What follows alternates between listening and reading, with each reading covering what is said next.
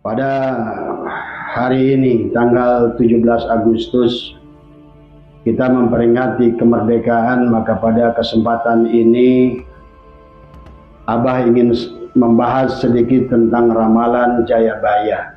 Bagi orang beriman, bukan berarti kita percaya kepada ramalan, tetapi kembali adalah firasat dari orang-orang yang sudah musyahadah. Itu adalah merupakan bagian daripada petunjuk dari Allah.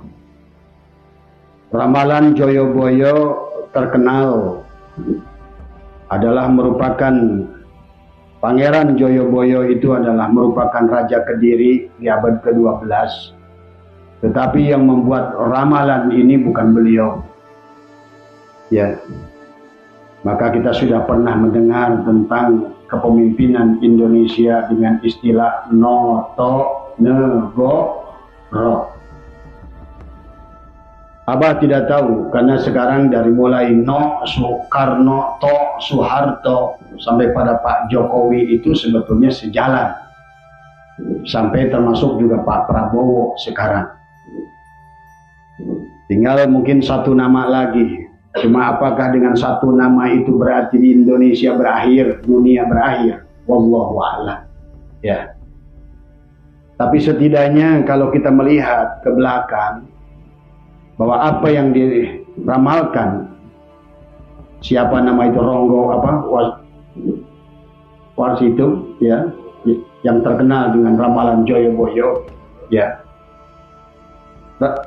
Pangeran Joyoboyo itu adalah 100 tahun setelah Raja Airlangga, di mana Raja Airlangga itu memiliki 2 putra, yang mana beliau ingin membagi 2 putra itu adalah 1 untuk Raja Kediri, kedua Raja Donggala. Nah, maka timbullah sebuah wacana bahwa Pulau Jawa akan terpecah menjadi 2. Maka dari ramalan Joyoboyo tentang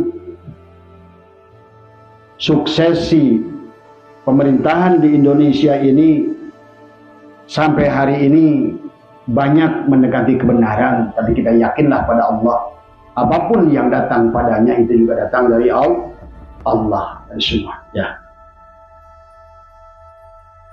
Di antara yang menjadikan banyak yang terbukti dari ramalan Joyoboyo, di antaranya beliau meramalkan, selain bahwa Presiden Indonesia itu tidak akan lepas dari tulisan Noto Negoro.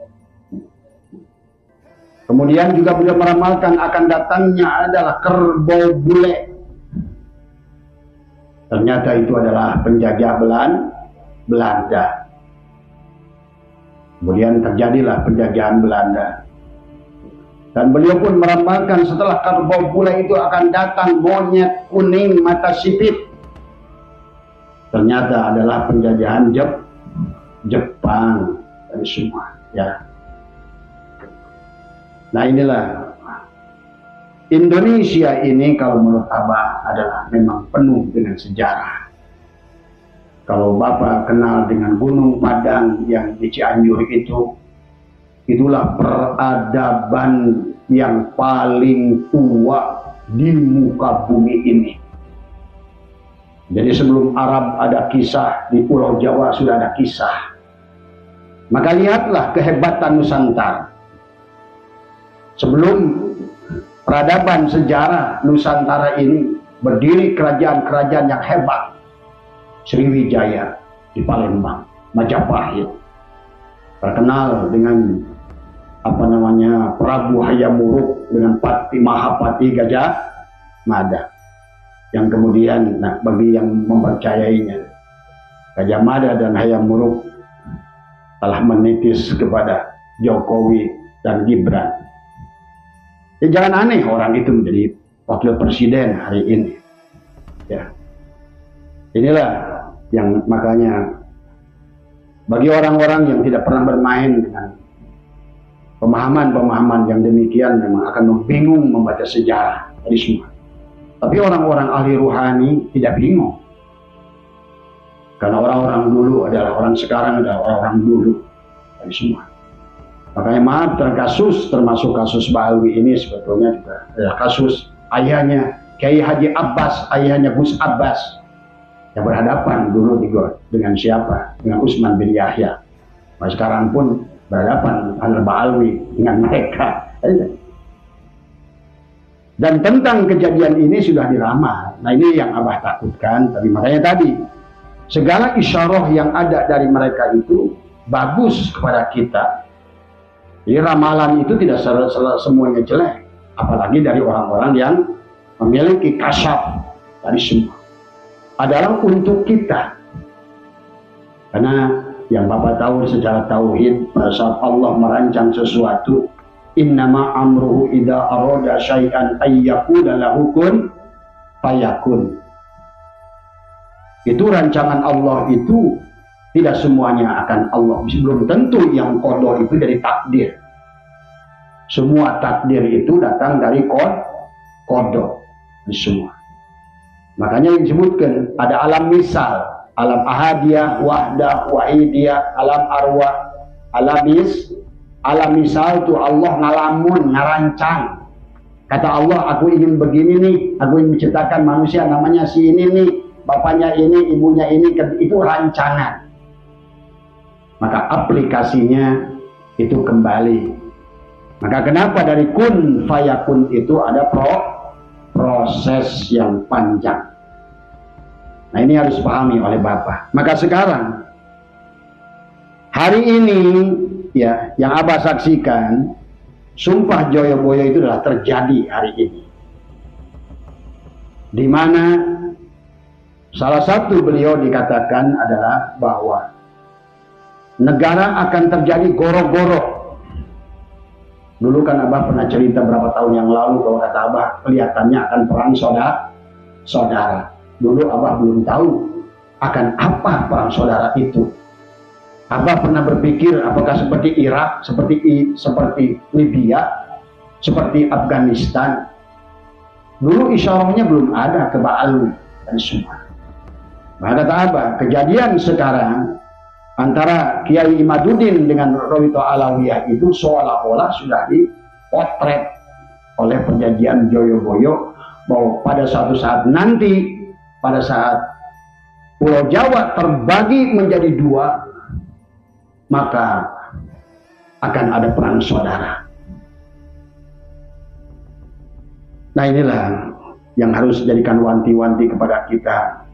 Barangkali di alam misal Allah merancang sesuatu yang mengerikan, tapi ada ranah kepada kita manusia bisa merubah. Barangkali nanti kita akan bahas yang mengerikan dari kasus sekarang ini adalah bukan perseteruan antara Ba'alwi dengan bukan Ba'alwi, tapi dampaknya. Karena pada saat manusia itu melakukan pertengkaran, pada saat manusia itu melakukan kesalahan, bukan hanya manusia yang akan ribut, tapi alam ikut serta. Air ikut serta, gunung ikut serta, tanah ikut serta, angin ikut serta. Karena manusia adalah remote control dari alam ini.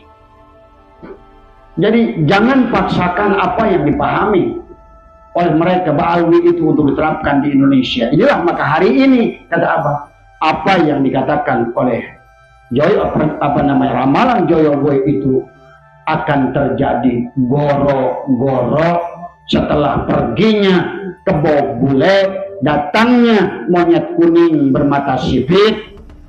Kemudian Jawa terpecah menjadi dua. Nah, hari ini. Berarti hari ini juga dikisahkan adalah terjadinya perang, masalah nasab. Ini adalah goro-goro yang sudah disampaikan oleh dalam ramalan Joyoboyo itu. Tapi yang Abah takutkan satu. Karena setiap ada masalah antara manusia, pada saat perang antara manusia, Pada saat manusia udah saling membenci, saling menjelekkan, bahkan ingin saling membunuh, maka akibatnya alam ini. Maka di dalam ramalan itu juga disebutkan, kalau seandainya mayoritas yang salah sudah dianggap benar, nah ini juga sekarang terjadi. Karena salah tapi berjamaah sehingga dianggap benar. Semua. Ingat, kalau dari Al-Quran selalu mengatakan tadi semua, tidak semua yang banyak itu benar. Ya.